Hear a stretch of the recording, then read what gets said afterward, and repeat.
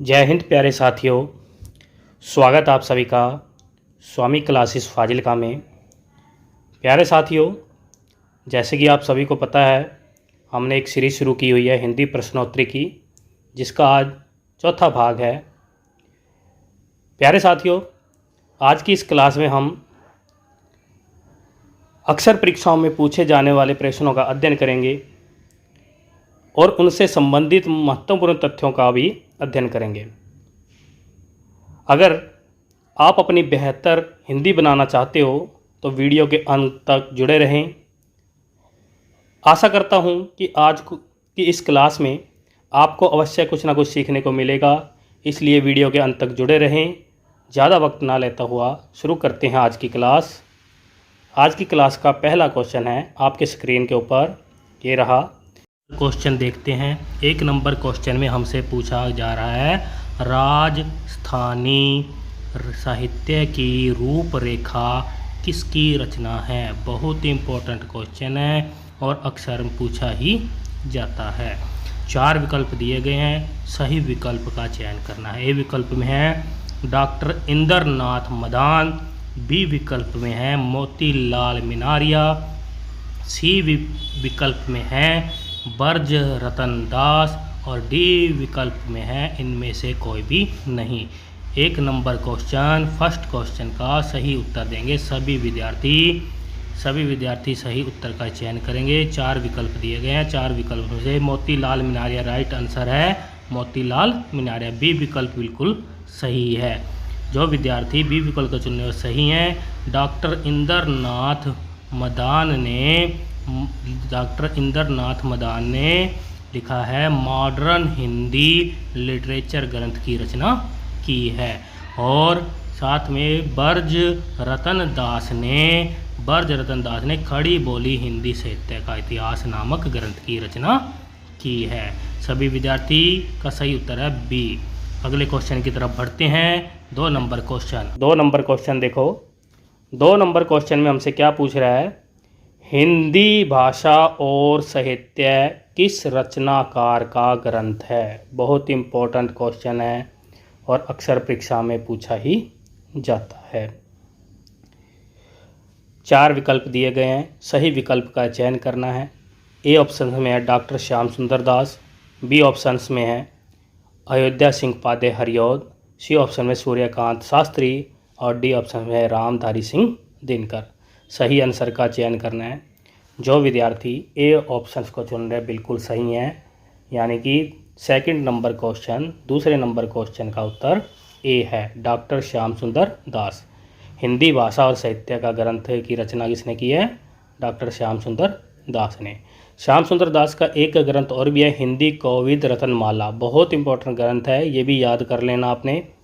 और अयोध्या सिंह पादे हरिऔध का जो ग्रंथ है वो है हिंदी भाषा और साहित्य का विकास। 1930 में रचना हुई थी। और सूर्यकांत शास्त्री द्वारा लिखा गया ग्रंथ है हिंदी साहित्य का विवेचनात्मक इतिहास। बहुत इंपॉर्टेंट ग्रंथ है, ये भी परीक्षा में पूछा ही जाता है।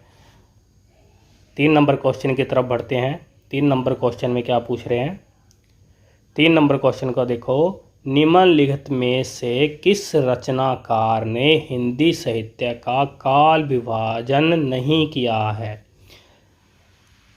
बहुत इंपॉर्टेंट क्वेश्चन है। 4 विकल्प फिर से दिए गए हैं, सही विकल्प का चयन करना है सभी विद्यार्थियों ने। ए ऑप्शन में है जॉर्ज ग्रेसन, बी ऑप्शन में गारसादा तासी, सी ऑप्शन मिश्र बंधुओं ने या डी इन सभी ने। राइट आंसर का चयन करना है। जो विद्यार्थी बी ऑप्शंस को चुन रहे हैं बहुत सही आंसर है, राइट आंसर है गारसादा तासी। यानी कि हिंदी साहित्य का काल विभाजन के बारे में गारसादा तासी ने कुछ भी वर्णन नहीं किया है। मिश्र बंधुओं का जो ग्रंथ है मिश्र बंधुओं ने अपने ग्रंथ में मिश्र बंधु विनोद 4 भागों में प्रकाशित हुआ। प्रथम 3 भाग 1913 में और चौथा भाग जो है 1934 में प्रकाशित हुआ। और जॉर्ज ग्रेसन का ग्रंथ आपको पता है the modern vernacular literature of Hindustan, और गारसादा तासी का आपको पता ही है स्थावर द लित्रोई ये हिंदुस्तान गारसादा तासी का ग्रंथ है। 4 नंबर क्वेश्चन की तरफ बढ़ते हैं। 4 नंबर क्वेश्चन देखो, बहुत इंपॉर्टेंट क्वेश्चन है और अक्सर परीक्षा में पूछा ही जाता है। आचार्य रामचंद्र शुक्ल जी ने भक्ति काल को किस नाम से संबोधित किया है? बहुत इंपॉर्टेंट क्वेश्चन है। 4 विकल्प दिए गए हैं। ए विकल्प में है उत्तर मध्यकाल कहा, बी विकल्प में पूर्व मध्यकाल कहा, सी ऑप्शन में है गद्य काल कहा, या डी में वीर गाथा काल कहा। राइट आंसर का चयन करना है सभी विद्यार्थियों ने। जो विद्यार्थी 4 नंबर क्वेश्चन का उत्तर बी चुन रहे हैं वो बिल्कुल सही हैं। बी ऑप्शन बिल्कुल सही है, यानी 4 नंबर क्वेश्चन का उत्तर है पूर्व मध्यकाल। पूर्व मध्यकाल को ही आचार्य रामचंद्र शुक्ल ने भक्ति काल नाम दिया है और उत्तर मध्यकाल को रीतिकाल नाम है, यानी रीतिकाल को रामचंद्र शुक्ल ने उत्तर मध्यकाल कहा। गद्यकाल आधुनिक काल का नाम है और वीर गाथा काल आदिकाल का नाम है। 5 नंबर क्वेश्चन की तरफ बढ़ते हैं। 5 नंबर क्वेश्चन देखो, 5 नंबर क्वेश्चन में हमसे क्या पूछ रहा है? डॉक्टर राम कुमार वर्मा जी के अनुसार आदिकाल की समय सीमा क्या है? बहुत इंपॉर्टेंट क्वेश्चन है। 4 विकल्प दिए गए हैं। ए विकल्प में है 700 ई से लेकर 1000 ई तक, बी विकल्प में है 750 विक्रमी संवत से लेकर 1375 विक्रमी संवत तक, सी विकल्प में है 1050 ई से लेकर 1375 ईस्वी तक, या डी इनमें से कोई भी नहीं। राइट आंसर का चयन करना है। बहुत इंपॉर्टेंट क्वेश्चन है। जो विद्यार्थी 5 नंबर क्वेश्चन का बी ऑप्शन चुन रहे हैं बिल्कुल सही है, यानी 5 नंबर क्वेश्चन का सही उत्तर है 750 विक्रमी संवत से लेकर 1375 विक्रमी संवत डॉक्टर राम कुमार वर्मा के अनुसार आदिकाल की समय सीमा मानी गई है। 6 नंबर क्वेश्चन की तरफ बढ़ते हैं। 6 नंबर क्वेश्चन देखो, बहुत इंपॉर्टेंट क्वेश्चन है 6 नंबर क्वेश्चन और अक्सर परीक्षा में पूछा ही जाता है। हिंदी साहित्य में 1843 ईस्वी से लेकर 1857 ईस्वी तक के समय को नागरी प्रचारणी सभा काशी ने किस नाम से संबोधित किया है? बहुत इंपॉर्टेंट क्वेश्चन है। सभी विद्यार्थी इसका सही उत्तर का चयन करेंगे। 4 विकल्प दिए गए हैं। ए विकल्प में है भारतेंदु काल, बी विकल्प में संक्रांति काल, सी विकल्प में जागरण सुधार काल, या डी विकल्प में ये सभी का नाम दिया है। राइट आंसर का चयन करना है। जो विद्यार्थी 6वें नंबर क्वेश्चन का उत्तर बी चुन रहे हैं बिल्कुल सही है, यानी नागरी प्रचारणी सभा काशी ने 1843 ईस्वी से लेकर 1857 ईस्वी तक के समय को संक्रांति काल नाम से संबोधित किया है। और मैं आपको बता देता हूँ, भारतेंदु काल की जो समय सीमा मानी जाती है वो 1850 से लेकर 1900 ई मानी जाती है, और जागरण सुधार काल का दूसरा नाम द्विवेदी काल है, और द्विवेदी काल को ही जो समय सीमा मानी गई है वो 1900 ई से लेकर 1918 ईस्वी तक मानी गई है। और डॉक्टर नगेंद्र ने द्विवेदी युग को यानी द्विवेदी काल को जागरण सुधार काल कहा। भारतेंदु काल को डॉक्टर नगेंद्र ने पूर्ण जागरण काल नाम दिया।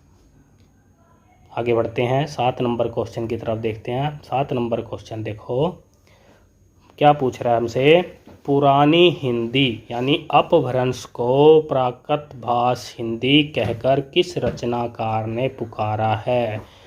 बहुत इंपॉर्टेंट क्वेश्चन है और बार बार परीक्षा में आता ही रहता है, इसलिए याद कर लेना। 4 विकल्प दिए गए हैं। ए विकल्प में हजारी प्रसाद द्विवेदी, बी विकल्प में है डॉक्टर नगेंद्र, सी विकल्प में आचार्य रामचंद्र शुक्ल, और डी विकल्प में धीरेन्द्र वर्मा। बहुत इंपॉर्टेंट क्वेश्चन है और सभी विद्यार्थी इसका आंसर देंगे।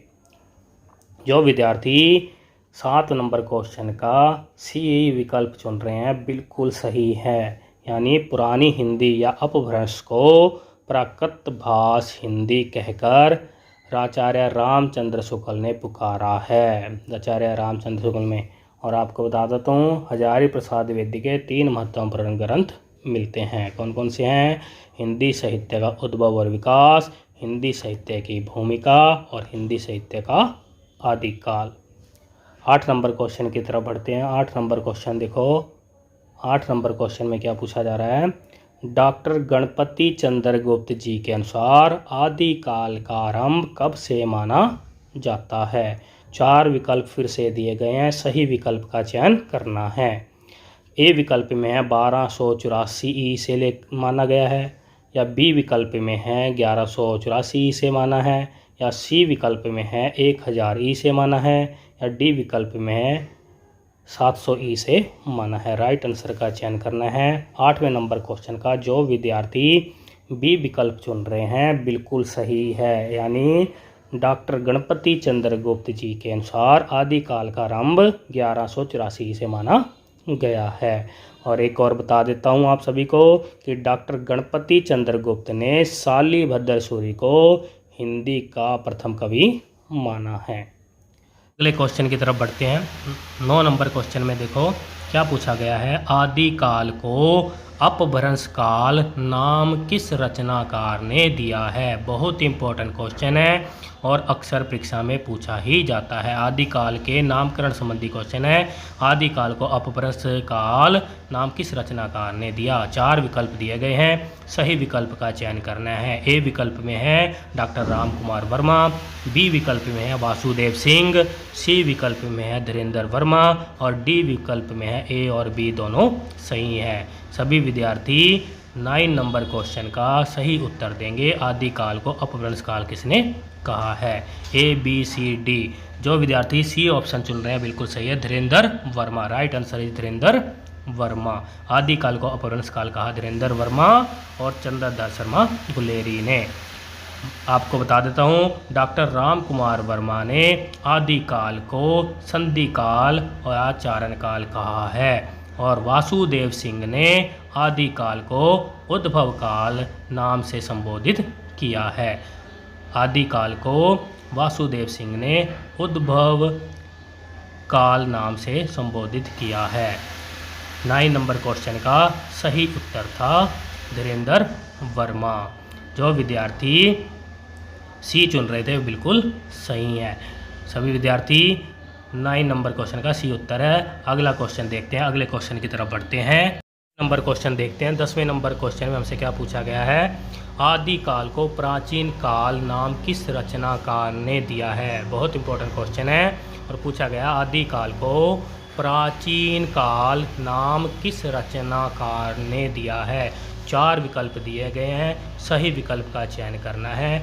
ए विकल्प में है राम प्रसाद मिश्र, बी विकल्प में है मोहन अवस्थी, सी विकल्प में है शंभुनाथ सिंह, डी विकल्प में है बी और सी दोनों सही है। राइट आंसर का चयन करना है। सभी विद्यार्थी ने सही उत्तर बताओ 10वें नंबर क्वेश्चन का, ए बी सी या डी। सभी विद्यार्थी उत्तर देंगे। सभी विद्यार्थी जो विद्यार्थी सी ऑप्शन चुन रहे हैं वो बिल्कुल सही है। शंभुनाथ सिंह ने आदिकाल को प्राचीन काल नाम दिया है। आपको बता देता हूँ मोहन अवस्थी ने आदिकाल को आधार काल नाम दिया और राम प्रसाद मिश्र ने आदिकाल को संक्रांति काल नाम दिया। अगले क्वेश्चन की तरफ बढ़ते हैं। अगला क्वेश्चन है और अक्सर परीक्षा में पूछा ही जाता है, बहुत इंपॉर्टेंट क्वेश्चन है। आदिकाल को किस रचनाकार ने अनदृष्ट लोक प्रवृत्ति का युग नाम से संबोधित किया। बहुत इंपॉर्टेंट क्वेश्चन है। अनदृष्ट लोक प्रवृत्ति का युग कहा है। 4 विकल्प दिए गए हैं। ए विकल्प में आचार्य रामचंद्र शुक्ल, बी विकल्प में हजारी प्रसाद द्विवेदी, सी विकल्प में है विश्वनाथ प्रसाद, डी विकल्प में है राम कुमार वर्मा। राइट आंसर का चयन करना है। सभी विद्यार्थी 11वें नंबर क्वेश्चन का उत्तर देंगे। जो विद्यार्थी इस क्वेश्चन का उत्तर ए चुन रहे हैं वो बिल्कुल सही है। आचार्य रामचंद्र शुक्ल ने आदिकाल को अनदृष्ट लोक प्रवृत्ति का युग नाम से भी संबोधित किया है। हजारी प्रसाद द्विवेदी ने आदिकाल कहा है, विश्वनाथ प्रसाद ने वीरकाल नाम कहा है। 12वें नंबर क्वेश्चन देखते हैं। 12वां नंबर क्वेश्चन 12वें नंबर क्वेश्चन में क्या पूछा जा रहा है। निम्नलिखित परिस्थितियों में से कौन सी आदिकाल की परिस्थिति नहीं है। 4 विकल्प दिए गए हैं। चारों विकल्प में आदिकाल की परिस्थिति बारे में पूछ रहा है। और सही विकल्प का चयन करना है। ए विकल्प में है गुलाम वंश और खिलजी वंश का शासन रहा। बी विकल्प में है जाति पाति की कट्टरता। सी विकल्प में इस्लाम धर्म का आगमन। डी विकल्प में है प्राकृत और अपभ्रंश में काव्य रचना नहीं। सही उत्तर का चयन करना है। जो विद्यार्थी 12वें नंबर क्वेश्चन का सही उत्तर चयन कर रहे हैं वो ध्यान दे लें, इसका सही उत्तर है डी ऑप्शंस, बिल्कुल सही है। जो विद्यार्थी 12वें नंबर क्वेश्चन का डी विकल्प चुन रहे हैं वो बिल्कुल सही है। प्राकृत और अपभ्रंश में काव्य रचना हुई है, नहीं आना था। यानी यहाँ पर हम कह सकते हैं कि आदि काल में प्राकृत भाषा में और अपभ्रंश भाषा में काव्य रचा गया है। बस एक ही गलती थी छोटी सी, उसे पकड़ना था कि यहाँ पर नहीं आना चाहिए था। बाकी 3 विकल्प वाले बिल्कुल सही हैं। गुलाम वंश और खिलजी वंश का शासन था आदिकाल में। जाति पाति की कट्टरता भी थी। इस्लाम धर्म का आगमन भी हो चुका था। 13वें नंबर क्वेश्चन की तरफ बढ़ते हैं। 13वां नंबर क्वेश्चन में देखो, बहुत इंपॉर्टेंट क्वेश्चन है और व्याकरण से संबंधित क्वेश्चन है। पर्यायवाची पूछा गया है 13वें नंबर क्वेश्चन में। सूर्यपुत्र, जीवितेश, धर्मराज, दंडधर आदि किसके पर्यायवाची हैं? 4 विकल्प दिए गए हैं। चारों विकल्प में से राइट आंसर का चयन करना है। पहले विकल्प में है कर्ण का, दूसरे विकल्प में यम का, तीसरे विकल्प में है कुबेर और चौथे विकल्प में है डी विकल्प में राक्षस का। सही आंसर का चयन करना है। हमें पर्यायवाची चुनना है, यानी ये किसके पर्यायवाची हैं? सूर्यपुत्र, जीवितेश, धर्मराज या दंडधर आदि किसके पर्यायवाची हैं? 13वें नंबर क्वेश्चन का सही उत्तर जा रहा है यम। यम के पर्यायवाची हैं, यानी यम को सूर्यपुत्र भी कहते हैं, जीवितेश भी कहते हैं, धर्मराज भी कहते हैं, दंडधर भी कहा जाता है। थोड़ा विशेष कथन लिखा है इस क्वेश्चन के बारे में, क्योंकि अक्सर पूछा ही जाता है। विशेष कथन में देखो, कर्ण के पर्यायवाची मैंने लिखे हैं। जो कर्ण, सूर्यपुत्र कर्ण भी होता है, राधेय भी होता है कर्ण का, कौंतेय कर्ण को बोलते हैं, पार्थ कर्ण को बोलते हैं, अंगराज कर्ण को बोलते हैं और सूतपुत्र कर्ण के पर्यायवाची हैं। कुबेर के पर्यायवाची क्या है? अलंकेश, धनद, यक्षराज, किन्नरेश और धनपाल आदि किसके पर्यायवाची हैं? कुबेर के। और राक्षस के पर्यायवाची क्या हैं? यातुधान, असुर, धनुज, दानव, दैत्य, नशीचर, निशाचर और रजनीचर। बहुत इम्पोर्टेंट है, इनमें से पेपरों में प्रश्न पूछा ही जाता है। परीक्षाओं में यहाँ से पर्यायवाची आता ही आता है। सभी विद्यार्थी कर्ण का, कुबेर का, राक्षस का और यम के पर्यायवाची याद कर लें। अगले क्वेश्चन की तरफ बढ़ते हैं। 14 नंबर क्वेश्चन देखते हैं। 14 नंबर क्वेश्चन भी पर्यायवाची से संबंधित है। पर्यायवाची हमसे क्या पूछ रहा है? 14वें नंबर क्वेश्चन में यामिनी, सरवरी, तमस्विनी और विभावरी आदि किसके पर्यायवाची हैं? 4 विकल्प दिए गए हैं। ए विकल्प में अंधकार का, बी विकल्प में शाम, सी विकल्प में रात्रि, डी विकल्प में दिन। राइट आंसर का चयन करना है। जो विद्यार्थी 14वें नंबर क्वेश्चन का सी ऑप्शन चुन रहे हैं बिल्कुल सही है। ये रात्रि के पर्यायवाची है। यानी रात्रि, रात को यामिनी भी कहते हैं, यामिनी, सरवरी, तमस्विनी और विभावरी आदि कहा जाते हैं। अंधकार के पर्यायवाची क्या है? तम और तिमिर अंधकार के पर्यायवाची हैं। शाम के पर्यायवाची क्या है? रजनीमुख, संध्या, सायंकाल, युग संधि और सूर्यास्त शाम के पर्यायवाची है। और दिन के पर्यायवाची क्या हैं? दवा, दिवस और वासर दिन के पर्यायवाची माने जाते हैं। अगले क्वेश्चन की तरफ बढ़ते हैं। 15वां नंबर क्वेश्चन देखो। 15 नंबर क्वेश्चन में हमसे क्या पूछा जा रहा है? चपला, चंचला और सौदामिनी आदि किसके पर्यायवाची हैं? फिर से पर्यायवाची संबंधित क्वेश्चन है और परीक्षा में पूछा ही जाता है। बहुत इंपॉर्टेंट क्वेश्चन है। ए ऑप्शन में क्षण प्रभा, बी ऑप्शन में तंडित, सी ऑप्शन में ए और बी दोनों सही, डी विकल्प है रजनी मुख। राइट आंसर का चयन करना है। 15वें नंबर क्वेश्चन का सही आंसर का चयन करो। जो विद्यार्थी 15वें नंबर क्वेश्चन का सही विकल्प सी चुन रहे हैं बिल्कुल सही है। ए और बी दोनों ही इसके पर्यायवाची हैं। चपला, चंचला, सुदामनी के पर्यायवाची है। ये बिजली के पर्यायवाची माने जाते हैं। तंडित और सन प्रभा। 16वें नंबर क्वेश्चन की तरफ बढ़ते हैं। 16वें नंबर क्वेश्चन में देखो, 16वां नंबर क्वेश्चन में पूछा गया है नदीश, वारिश, पयोनिधि और तयोनिधि आदि किसके पर्यायवाची हैं। फिर से पर्यायवाची संबंधी क्वेश्चन है। 4 विकल्प दिए गए हैं। ए विकल्प में है नदी, बी विकल्प में है समुंदर, सी विकल्प में है यमुना, डी विकल्प में है सरस्वती।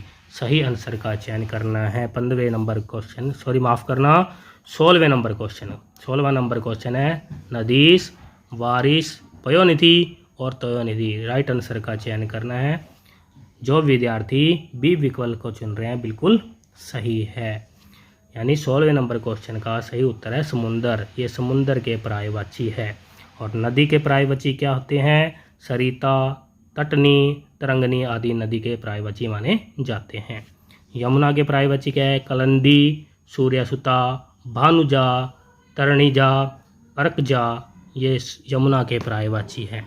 और सरस्वती के पर्यायवाची क्या माने जाते हैं? गिरा, शारदा, भारती, वीणापाणी, विमला, वागीश और वागेश्वरी सरस्वती के पर्यायवाची माने जाते हैं। 17वें नंबर क्वेश्चन की तरफ बढ़ते हैं। 17वें नंबर क्वेश्चन देखो, स्थावर शब्द का विलोम शब्द कौन सा है? विलोम से संबंधित विपरीत अर्थक शब्द से संबंधित क्वेश्चन है। सभी विद्यार्थी उत्तर देंगे। 4 विकल्प दिए गए हैं, ए बी सी डी। सही विकल्प का चयन करो। ए विकल्प में है सुलभ, बी विकल्प में चंचल, सी विकल्प में चेतन और डी विकल्प में जंगम। राइट आंसर का आंसर चुनना है। स्थावर का विलोम सही उत्तर जा रहा है 17वें नंबर क्वेश्चन का जंगम। स्थावर का विलोम क्या होता है? जंगम होता है। सुलभ का विलोम होता है दुर्लभ, चंचल का विलोम होता है स्थिर और चेतन का विलोम होता है जड़ या अचेतन। 2 इसके विपरीतार्थक शब्द होते हैं। 18वें नंबर क्वेश्चन की तरफ बढ़ते हैं। 18वें नंबर क्वेश्चन में हमसे पूछ रहा है विस्तार शब्द का विलोम शब्द कौन सा है? 4 विकल्प दिए गए हैं। ए विकल्प में है लघु, बी विकल्प में है छोटा, सी विकल्प में है आय, डी विकल्प में है संक्षेप। राइट आंसर का चयन करना है 18वें नंबर क्वेश्चन का। जो विद्यार्थी डी ऑप्शन चुन रहे हैं बिल्कुल सही है। संक्षेप यानी विस्तार का उल्ट क्या होता है? विपरीत आर्थिक शब्द क्या होता है? संक्षेप। लघु का विलोम गुरु होता है, छोटे का बड़ा, आय का व्यय होता है। 19 नंबर क्वेश्चन की तरफ बढ़ते हैं। 19 नंबर क्वेश्चन बहुत इंपॉर्टेंट है, परीक्षा में पूछा ही जाता है। 19 नंबर क्वेश्चन देखो, अथ शब्द का विलोम शब्द कौन सा है? अथ शब्द का विलोम शब्द चुनना है। 4 विकल्प दिए गए हैं। ए विकल्प में अंत, बी विकल्प में है इति, सी विकल्प में अर्थ, डी विकल्प में अधम। राइट आंसर का चयन करना है। 19 नंबर क्वेश्चन राइट आंसर जा रहा है 19 नंबर का बी ऑप्शन। अथ का विलोम होता है इति, अंत का विलोम क्या होता है? आदि, और अर्थ का विलोम क्या होता है? अनर्थ होता है। अधम का विलोम उत्तम होता है। 20 नंबर क्वेश्चन की तरफ बढ़ते हैं। पाश्चात्य शब्द का विलोम 20 नंबर क्वेश्चन में हमसे पूछा गया है। पाश्चात्य शब्द का विलोम कौन सा है? 4 विकल्प दिए गए हैं। ए विकल्प में है प्रतीचि, बी विकल्प में प्राची, सी विकल्प में पूर्वोत्तर और डी विकल्प में प्रत्यक्ष। राइट आंसर का चयन करना है। जो विद्यार्थी 20 नंबर क्वेश्चन का सी विकल्प चुन रहे हैं बिल्कुल सही है। पाश्चात्य का विलोम होता है पौर्वात्य। राइट आंसर है ये सी विकल्प सही है। और मैं आपको बता देता हूँ, प्रतीचि और प्राची एक दूसरे के विपरीतार्थक शब्द माने जाते हैं। प्रतीचि का प्राची और प्रत्यक्ष का विलोम क्या होता है? परोक्ष माना जाता है। 21 नंबर क्वेश्चन की तरफ बढ़ते हैं। 21 नंबर क्वेश्चन देखो, निम्नलिखित में से कौन सा शब्द तलवार शब्द का पर्यायवाची नहीं है। 4 विकल्प दिए गए हैं। ए विकल्प में अटवी, बी विकल्प में है करवाल, सी विकल्प में चंद्रहास और डी विकल्प में असी। राइट आंसर का चयन करना है। हमसे क्या पूछ रहा है, तलवार शब्द का पर्यायवाची शब्द जो नहीं है वो चुनना है। जो नहीं है राइट आंसर जा रहा है। जो विद्यार्थी ए ऑप्शन को चुन रहे हैं बिल्कुल सही है। यानी अटवी तलवार का पर्यायवाची नहीं है, करवाल, चंद्रहास और असी तलवार को ही कहा जाता है, यानी तलवार के ही पर्यायवाची है। अटवी जो है वो वन, जंगल, अरण्य, कानन, कंतार और विपन का पर्यायवाची है, यानी ये वन का पर्यायवाची है अटवी। 21 नंबर क्वेश्चन के बाद 22 नंबर क्वेश्चन को देखेंगे।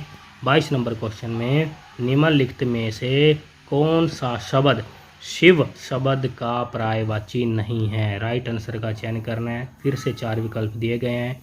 ए विकल्प में है मदनारी, बी विकल्प में रणछोड़, सी विकल्प में आशुतोष और डी विकल्प में चंद्रमौली। राइट आंसर का चयन करेंगे। सभी विद्यार्थी 22 नंबर क्वेश्चन का उत्तर देंगे। जो विद्यार्थी 22 नंबर क्वेश्चन का बी विकल्प चुन रहे हैं बिल्कुल सही है। रणछोड़ शिव का पर्यायवाची नहीं है, ये कृष्ण का पर्यायवाची है। ये किसके है, कृष्ण का पर्यायवाची है। 23 नंबर क्वेश्चन की तरफ बढ़ेंगे। 23 नंबर क्वेश्चन में देखो, आकर्षण शब्द का विलोम शब्द कौन सा है। राइट आंसर का चयन करना है सभी विद्यार्थी। 4 विकल्प दिए गए हैं, ए बी सी डी। पहले विकल्प में यानी ए विकल्प में है विकर्षण, बी विकल्प में सौम्य, सी विकल्प में उत्थान, डी विकल्प में है कोमल। राइट आंसर का चयन करना है। जो विद्यार्थी 23 नंबर क्वेश्चन का ए विकल्प चुन रहे हैं बिल्कुल सही है। आकर्षण का विलोम होता है विकर्षण और सौम्य का विलोम क्या होता है, उग्र। सौम्य का विलोम क्या होता है, उग्र। उत्थान का विलोम पतन, कोमल का विलोम होता है कठोर। 24 नंबर क्वेश्चन की तरफ बढ़ेंगे। 24 नंबर क्वेश्चन में अक्सर पूछा ही जाता है, मूक शब्द का विलोम शब्द कौन सा है। राइट आंसर का चयन करना। 4 विकल्प दिए गए हैं। ए विकल्प में है हास, बी विकल्प में है अति, सी विकल्प में है गौण और डी विकल्प में है वाचाल। राइट आंसर का चयन करें। जो विद्यार्थी 24 नंबर क्वेश्चन का उत्तर डी चुन रहे हैं बिल्कुल सही है। राइट आंसर जा रहा है डी। वाचाल, मूक का विलोम वाचाल होता है और हास का विलोम रुदन होता है, अति का विलोम अलप होता है और गौण का विलोम मुख्य होता है। गौण का विलोम मुख्य होता है।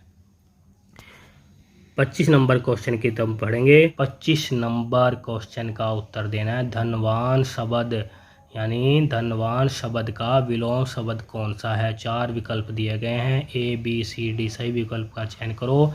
ए विकल्प में है अकिंचन, बी विकल्प में कंचन, सी विकल्प में है महान और डी विकल्प में है कोई भी नहीं। राइट आंसर का चयन करना है सभी विद्यार्थियों ने।